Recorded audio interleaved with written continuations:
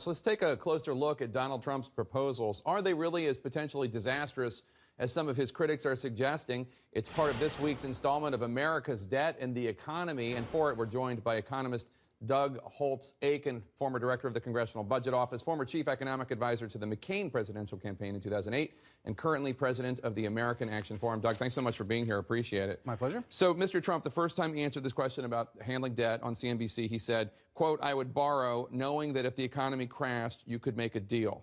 What does that mean to you, and what would the consequences be? What it means to me is America does not pay on time, and it does not pay in full. And that's unthinkable. That's what would cause the economy crashing in his construct. If we didn't pay on time, two things would happen. First, we would be a pariah borrower, right? If you don't pay your debts, you don't get lent to again. And if you do, interest rates are higher. So that's a cost every American bears for a long time to come. But more importantly, the global financial system is built on the notion that U.S. Treasuries are absolutely safe assets, that you can sell one at any time, you can buy it and be sure you'll get your money back. If he were to put a crack into that foundation, the global financial system would crater, and we would have global economic recession. He's basically suggesting we default on the debt, and then we say, okay, Japan, okay, China, we'll give you back, I'm making this up, this isn't his words, but we'll pay you back 75 cents on the dollar. Like that. I mean, think Puerto Rico on global steroids. It would be unimaginable.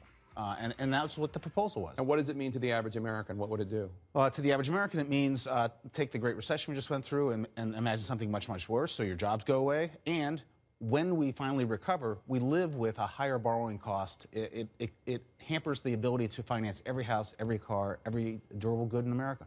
And then this morning, right here on CNN, Mr. Trump said that the United States would never default on its debt, quote, because you print the money. Is that true? And what would that mean for the average American, that policy? It would mean two things. First is he would have to say, dear Janet Yellen over at the Federal Reserve, please print some money and buy this debt. And that would break the independence of the Fed, which has been a foundation of our economic success. So now he's running the Fed out of the White House, not a good thing. Number two, it leads to inflation. And so every American who bought a Treasury security and put it away for their retirement, they get $100 back. Now the $100 only buys, a Snickers bar.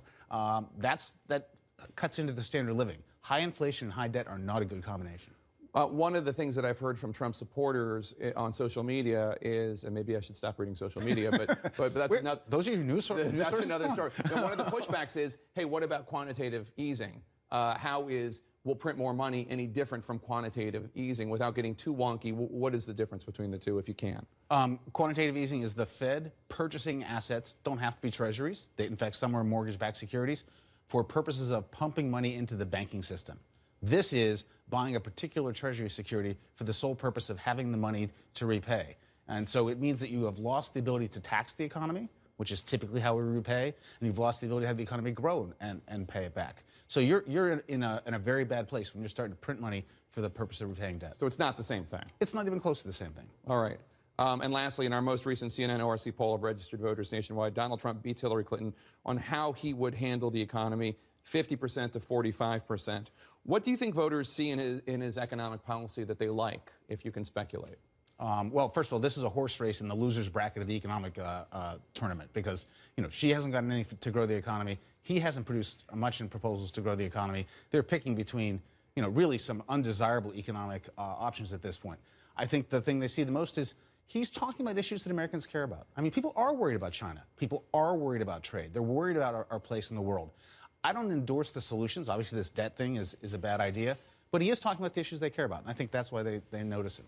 All right. Thank you so much. A little truth into this presidential debate. We appreciate it. Doug Holtz-Eakin, thank you so much.